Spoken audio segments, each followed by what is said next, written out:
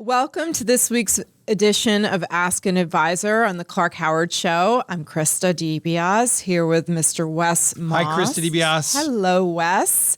And thank you for joining us again this week as we delve deeper into investments, retirement, and the economy, actually.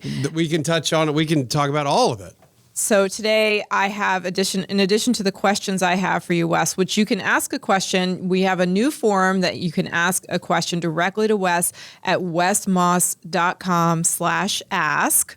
And if you have a question for Clark, you go to clark.com/ask. Today's show, you're going to talk about, unfortunately, Americans' retirement confidence is plunging. It really is. The numbers do not look good. Yeah. And then later on, we're going to talk about, we get so many questions about how do I tell if an investment advisor is a fiduciary, non-fiduciary, or we'll just get questions from people who are clearly with non-fiduciary advisors that are in a bad situation. So if you choose to have a financial advisor, not everyone does, then how do you do that? How do you tell the difference? It's so confusing that I had to come up with a brand new analogy, and it ended up a food analogy. To try to tell I love the a food difference. analogy. We'll see. Your financial burrito. You've had the slow cooker. The crock pot. The crock pot. Different kinds of apples. All right. So we'll get to that. But first, we're going to start about talking about Americans' retirement confidence. So the Americans' confidence in retirement over the last several years has been plunging. And I usually try to stay away from those hyperbolic words, but when you see a really big shift in the percentage of folks who are feeling good about whether it's retirement, if they're working and they're looking forward to it, or those are in retirement. There's a new study from EBRI, the Employee Benefit Research Institute, that does a perennial study, and they've been doing it now for the better part of 3 decades. So when you have a study that is year after year after year, you can really start to see trends as opposed to a brand new study.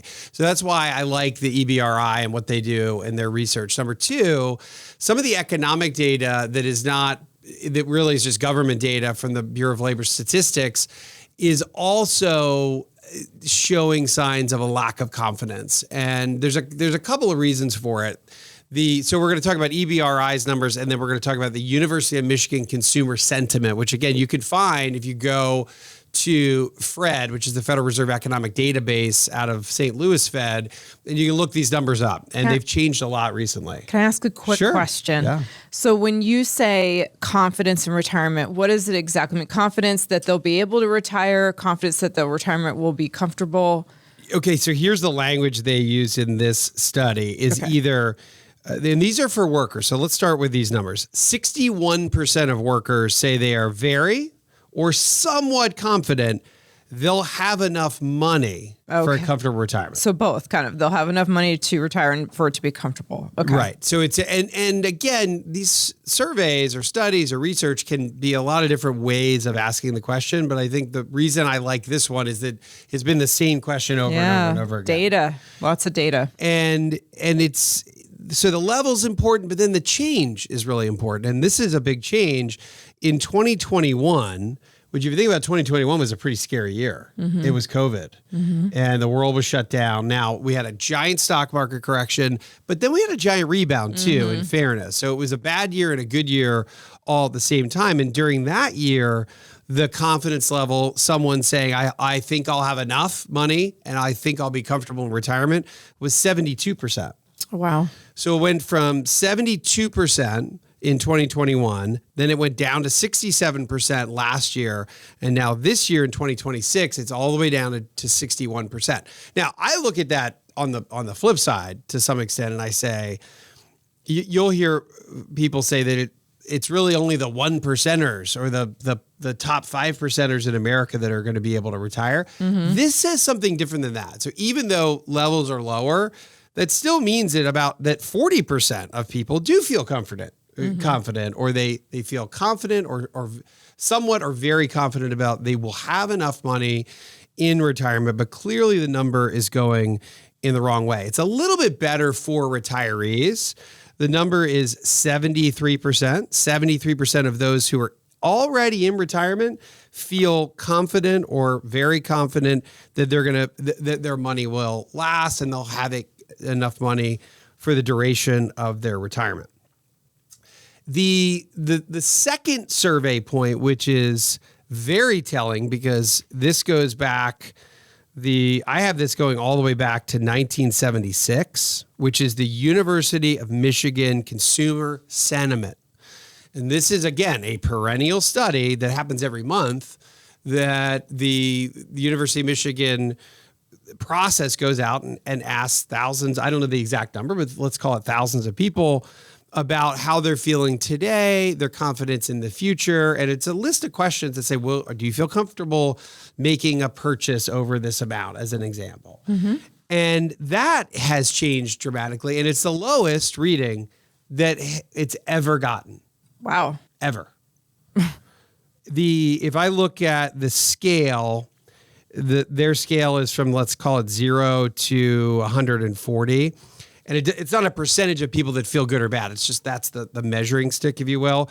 Most of economic history over the past 50 years, it's around 80. Mm-hmm. Is the consumer confidence rating is around 80. When people are really confident, as an example, kind of right before COVID in 2019, that was, in my mind, almost the peak of calm and peace. The economy had a whole decade to recover from the financial crisis. We hadn't had COVID yet. Mm-hmm. There were less scary things happening in the year 2019. My family will joke. We had a family kind of reunion this weekend, and we talk about the year 2019. My little brother got married. He got married in this gorgeous ranch in Colorado, and we thought, like, this was peak life, but it was 2019. Mm-hmm. And so was consumer confidence. Those levels were over 100 on the University of Michigan Consumer Sentiment. Then, as you could imagine, during COVID, they got down into the, let's call it 55, 60 range. So huge drop in consumer sentiment. I don't feel good about the economy. But what's wild is that today it's at 47.6. And again, that's the lowest reading in history. The other piece of the equation, if you were to look at this chart that I did the other day, if you plot oil prices on top of that, and it's not just oil prices, but it's a very clear relationship between oil prices going up and consumer sentiment going down. Mm-hmm. Oil prices coming down, consumer sentiment going up, because oil and gasoline is the very first, it's really kind of the front line of inflation. If you get inflation, you immediately see it. So the question is, what is the main culprit? And in both cases, the EBRI study of folks saying they feel less confident about retirement, the culprit is the same in many ways as why U.S. consumer sentiment is down. And that is the cumulative impact of inflation. Remember, inflation is a lot like a speed bump that never goes down. It just gets higher. It just gets higher. Now, the speed of it getting higher can slow, and that's what the Fed is looking for. The Fed wants the speed bump or the hurdle in our lives to just go up a little bit every year. But it never really goes down. Yes, there are some months in economic history where prices actually go down. But for the most part, in any given year, it's only getting more expensive. And I think what we're seeing is that the cumulative effect of the inflation that we saw that was hyperinflation in 2022, that hasn't gone away, and the recent shock of oil prices spiking because of everything that's happening in the Middle East, that's kind of a double inflation whammy. And I think that is one weighing on the larger picture because people feel like they can't afford their original retirement budget because prices have gone up so fast, they feel like they can't keep up. Then you throw on top of that an oil shock, an oil price shock, and you end up with consumer sentiment that is as low as we've ever seen it. Wow. Okay. Well, thank you for that. I've got some questions. It's supposed to be slightly optimistic. Remember, 40% of people do still feel good about retirement. And I think that's a pretty good number. It is. Okay. Mike in Tennessee wrote into you, Wes. He said, I'm conflicted on whether or not I should be putting more money into my 457 retirement plan rather than my 401k. Can you give me some direction? For background, I'm 47. I'm in the 24% tax bracket. I fully fund a Roth IRA. My 401k match is only $50 per month. I'm funding my work retirement accounts 80% to the Roth 401k and 20% to the Roth 457. They both offer generally the same low-cost Vanguard and Fidelity index funds. I also have a pension that will pay about 50% of my working salary, and I plan to retire at 55. So my question, should I flip that 80-20 ratio to make the 457 the majority account to which I add my retirement savings to cover my retirement between 55 and 60? Also, should I consider balancing traditional and Roth accounts? Mike, there's a bunch of questions that you had because really you're asking Roth versus regular. Mm-hmm. So Roth 401k, regular 401k, Roth 457, Roth regular 457. You're also asking about the ratio between those two, and you plan to retire early. And I think that's the that's the crux of this question is access. And it seems to me if the investments are the same, you only have it's $50, I think, maybe a month in the 401k, which it's not nothing, but it's probably not enough to really move the meter on making the choice. And you are on that 24% bracket and below where we typically say that it still leans Roth versus traditional. So I think that answers the question. I still keep leaning Roth versus traditional. The good news about the 401k is that at age 55, remember the early access rule of age 55, you can still get money out of the 401k if you leave that job and you leave that 401k 55 or older. That's that early access rule. It's not 59 and a half. Now, if you leave at 49 or 54 and 11 months, you could run it. You don't qualify for that rule. So the tie, in my opinion, goes to the 457 because that automatically gives you access at age 55 when you leave your employer. Or even if you left before that, you don't have to have the get to 55 rule like you do in the 401k. So I would be, if the investments are pretty much the same, the only slight advantage is $50 a month in the 401k, and you've got a pension coming, Mike, that's going to be 50% of your income, I would swap it. You're doing 80-20, I would do 20-80. So I would do 20% 401k because it's still good to have some there, and you may very well have access to it. And I would do the majority in the 457. All right. This one's from Nathan in Oregon. Since my wife uses my employer's insurance instead of hers, her employer makes a monthly contribution, $800, into an HRA account with and then they say the name of the company, which is this. Oh, no, that's not that. VIBA is a kind of HRA. Oh, I didn't know that. Maybe you were thinking Voya. Oh, I was. You were thinking Voya, okay. But that's VIBA, which is super important for this because a VIBA is a voluntary employee version. It's a benefit, voluntary employee benefit of an HRA. But keep going. Okay. Learn something new every day. I've never heard of that. Looking at the details of her plan, she can use this money in retirement for healthcare related expenses. Could you offer advice on how to treat this account for retirement planning? Should I look at it the same way as an HSA? And any other caveats I should be aware of with these plans? Thanks for all the useful information you provide. Nathan, I'm glad you put in there that it's it's a VIBA health retirement account because usually just a regular HRA, it is almost like an expense account for healthcare, much like an HSA at your work, but you have to be at that job to use it. Oh, it's a huge difference. And that's why you see those contributions. It's a higher amount too. You can't put almost 10 grand a year into it. HSA. That's above. So there are some differences here, but the main difference is that it's not really portable. It's not yours forever once you leave. But an HRA with a VIBA really is an employee benefit that you can take with you long term. Oh. So it is, I know there's a few nuances. I'd probably have to be looking at the rule book to decipher between an HRA that is a VIBA and an HSA, but the reality is that they act very similarly. And the cool thing is here, you're getting, one of the nuances is there's more money that can go into these. That's almost 10 grand a year. So I would look at it very much like your own long-term healthcare account that you can use forever. The access is slightly different. That's the other thing. It's an HRA really has to be only medical specific medical and healthcare costs, where the HSA, you can take money out even without a medical cost. You do pay some penalties or taxes to do that, but you can't really do that with the HRA. So that's the nuance. But again, we're going to probably spend most of the money we save if it's specifically for healthcare, because those costs almost never go down. So I would be treating it much like you would an HSA, because it should be your money, your wife's money long-term. All right. Tanya in Colorado says, I have a Roth IRA, but it's not doing much. The funds don't seem to be growing. I'm wondering if I should invest in target date funds or FidelityGo. I'm 54 years old and I want to make a little more money rather than having it sit still. I have a Fidelity account and I'm wondering which of these two investments you'd recommend. Tanya, when I hear, so think about this, the stock market in general is up about 30%, 35% over the course of the last year.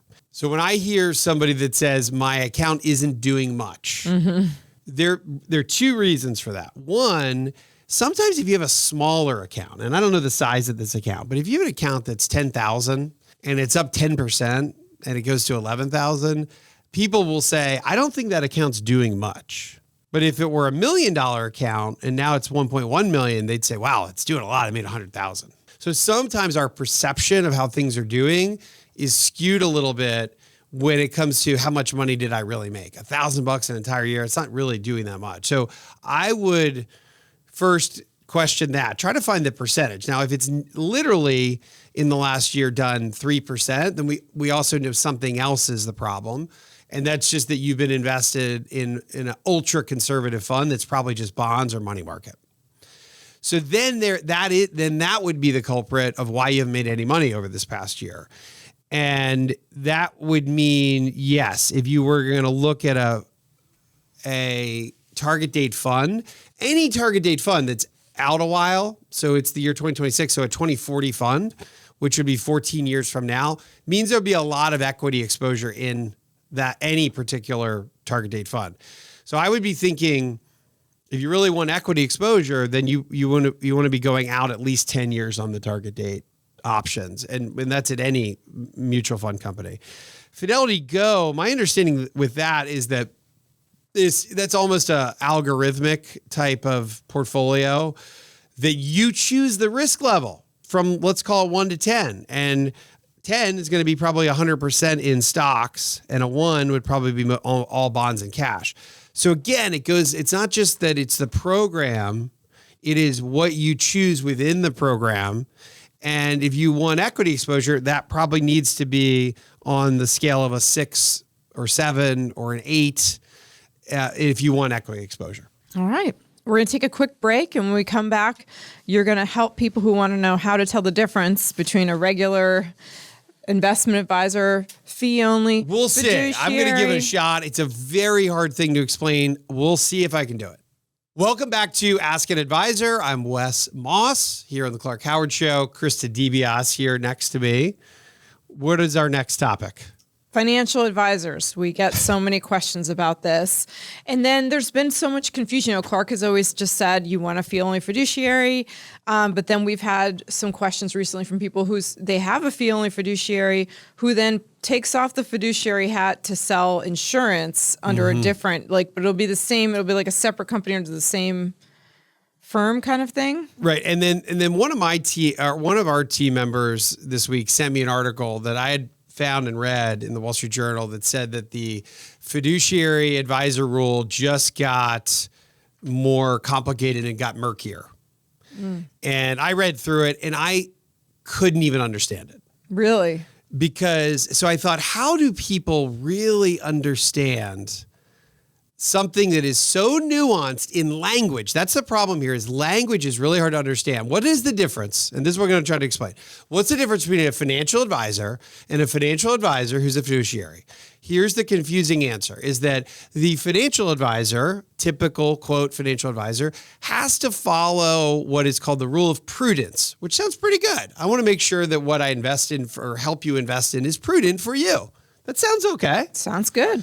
But the fee-only fiduciary says that I want to make sure that what I'm investing for you is in your best interest. How are people supposed to really understand that? Best interest, prudent for me, best interest, financial advisor, fiduciary advisor. But the financial advisor also charges a fee. So there's fees and fees. So I wanted to go maybe to the root of the issue and explain this in a food analogy. Is the only thing I could come up with. And I walk into the produce section. You walk into the produce section and you see the tomatoes and the potatoes, and pretty much all potatoes are pretty similar, right? Onions, some variety between them, some sweet, some ones that'll really make you cry. But think about peppers. I want you to think about an orange pepper. And I want you to think about a middle-sized, not perfectly shaped orange, bright orange pepper. And there are two of them sitting next to each other, and they look pretty much the same. The color is almost identical. The shape's pretty similar. The size is similar. And they're just two orange peppers. One's a financial advisor. One's a financial advisor who's a fiduciary. Again, they still look pretty much the same.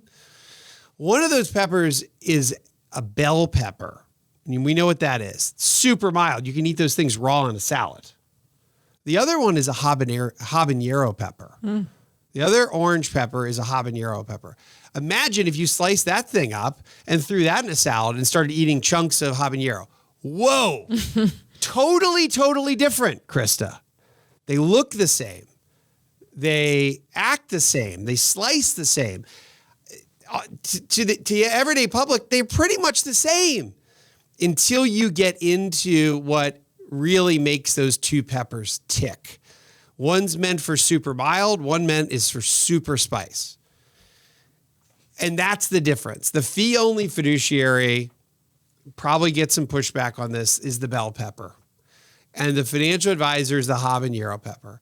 And I'm actually not making a commentary if one is bad and one is good. They are just different. And the bell pepper side is of a different standard that is called the fiduciary best interest standard. They're the decisions that particular kind of advisor to make for you should be in your best interest. That means that from a product selection standpoint, there should be no conflict in the investments they're choosing and what they're getting paid. The other kind of pepper, it's totally fine to do that. The habanero pepper, the non-fiduciary standard, the quote, regular financial advisor can choose from 10 different things as long as they're prudent, or meaning good for you, pretty good. These are supposed to be good investments, but they can select them on what potentially pays them a commission or a higher commission versus a lower commission. And that is the difference. Now, you can say one is better than the other. Clark would. I don't take it from me because I'm already a fee-only fiduciary. So of course I would say that's better. I do believe it's better, but it's also not always a terrible thing that financial advisors have access to products that sometimes do pay them. And not all those products are bad. So you clearly can see which way I lean here, the way Krista leans here. And I'm not trying to be totally neutral on this, but both peppers are an important part of the ecosystem. They both play a very big role in the system, and they can both be really helpful. But that is the best I can do to describe the difference between the two. All right. So as far as I know, if you're trying to tell if somebody's really a fiduciary, first of all, usually it'll be in writing. Writing on the website. On the website. And then in person, do they sign an agreement? Is there any kind of fiduciary thing that you can get in writing? I would think that if you're engaging when you're engaging any financial advisor, you're going to sign account forms and usually a management type contract. In that contract, it should tell you the kind of advisor you're working with. Okay, good to know. Now, in another segment, we will do let's call it 10 things that a fiduciary financial advisor should be able to do for you beyond just investing. Because financial advisors do get this, there is the thought that they just help me invest my money. That is really just the tip of the iceberg, and that's a whole nother segment. Okay. All right. Well, we've got questions that came in for you, Wes. Will in Kansas says, my wife and I are in our mid 40s and just reached a $500,000 net worth. About 200,000 in home equity, 60,000 in a brokerage account, and the rest is in retirement How much funds. was 60 in a brokerage account. The rest is in retirement funds. Okay. We both grew up in divorced households where money was always tight, so we've worked hard to build stability for our family. Someone recently told us that their financial planning firm recommends a trust for anyone with over $250,000 in net worth. That seems low to me, but maybe I'm missing something. When does a trust actually make sense? Is it about net worth, or is it more about complexity in the family situation? What are the advantages and downsides for someone in our position? Well, I think it's very much about the latter. It's complexity. It's when you have many different accounts, many different kinds of assets, brokerage assets, real estate assets. A living trust, which I think is kind of like the entry-level starter trust, is the first thing that most people do. And do you need it because your net worth is at 250 or above? Not really. You can have the same exact complexity with somebody who has 2 million or somebody who has 200,000. One brokerage account, one house. Same exact. The asset level doesn't necessarily give it any more complexity. The will should say where those assets go when that person passes away. But if you have a will and you don't have a trust, then the will has to go to probate, and then a court will say, okay, the will says this, and it takes a long period of time. There's a real long probate process where the court say, yeah, this goes there, this goes there. The living trust is a very inexpensive way to retitle your assets into the trust name, where you designate who's getting the money or who's getting the asset. So it makes all of that probate process, it almost eliminates most of it, because you assign a trustee, you assign a beneficiary to the trust, and it happens very quickly. So I think it's a good thing for people to consider if they don't want their heirs to have to go through a long process to figure out who gets what. Then there are many other levels of trusts that are not that are irrevocable. So typically a living trust is irrevocable. You can change your mind if you want to, and you can change it again.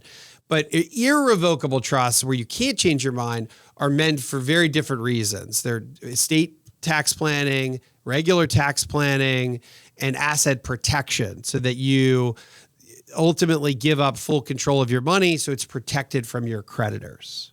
So those are, but again, that's in the complexity. Then would go back to how you're making a living. Are you a business owner? Do you have a liability potentially? Are you in a business where you can get sued a bunch? That's when these other pieces of trust planning come into play. But there's not a lot of downside to doing living trusts to title your assets, except for the cost of doing a living trust. But you can do that for a relatively reasonable price. I recently was looking into this, and I know there are a lot of tax implications that can come up too in a trust versus not in a trust. So it might be worth spending an hour with an attorney who specializes in wills, estates, and trusts just to see if it's necessary. It's very, very helpful. Brian in South Carolina says, with high interest savings accounts and money markets and investment brokers paying around 3.5 to 4% interest, why bother with bonds? Isn't it good to keep a cash balance anyway?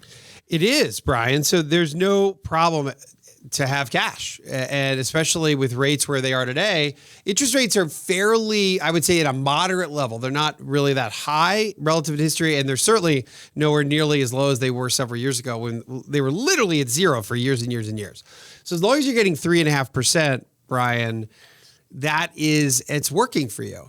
The difference between high yield savings accounts and bonds is that rate will change, just like prices at the pump will change. The day rates change, or the day oil changes, is the day gas prices change. It's almost in reverse though, because the day the Fed lowers rates is the day, maybe that next day, your interest rate will go down too. The difference that's in a savings account or a high yield savings account. What a bond investment is meant to do is lock in rates for a longer period of time. So that when we talk about bond investing, yield is destiny, meaning that over time, the starting yield of the bonds you are buying into, let's say it's a bond ETF, typically is your longer term rate of return. So that let's say you have an ETF yielding 4%, it's very likely that over the next 5 years, you'll get about 4% per year. Whereas in a cash savings account, you may get 3.5% this year. And if the Fed lowers rates next year, you're only getting 2%. That's the big difference. Okay. And then this one's from Heather in South Carolina. How much money should we have set aside if we're thinking we will self-insure our long-term care? My husband and I are in our mid-50s, and we're considering some version of retirement in about 5 years. We're comfortable with the amount of retirement savings we have worked hard and made sacrifices to be able to accumulate. We want to keep a portion of our savings and retirement savings to earmark for potential long-term care instead of buying insurance. We will not use that portion in our calculations for how much we can spend in our retirement years. We are currently in relatively good health. How should we approach calculating how much to earmark? That's such a good question. It's an awesome question, Heather. If you end up getting to what I think are the money green zones, where you have your $1 million in investable assets or more, and you have multiple income streams, where you end up with a household income that you're super comfortable with and living with, you've now created your own retirement income. You're no longer working. So you've got your Social Security 1, Social Security 2, maybe a pension, maybe some rental income, but then you have your investment income. And that's where those asset levels become so important, because then they should be able to produce income for you, or you can look at your asset levels, investable, relative to a withdrawal rate, 4.5% per year. So on $1 million, that's another $40,000 to $45,000 a year. And what that does, Heather, is it creates your new paycheck. And let's say that paycheck is $8,000 or $10,000 a month, and you've managed for that, and that is now can continue to go up for inflation. That also should be able to take care of you from a healthcare perspective, because what happens when you need healthcare, let's just call it $10,000 a month that you're spending on average goes down, because now you're not doing as much. Mm-hmm. So you're not it's less discretionary spending. If you have to utilize healthcare or long-term, if you would be in the situation to be using long-term care, you're not traveling. You're not taking trips with the grandkids as much because you're in a health situation.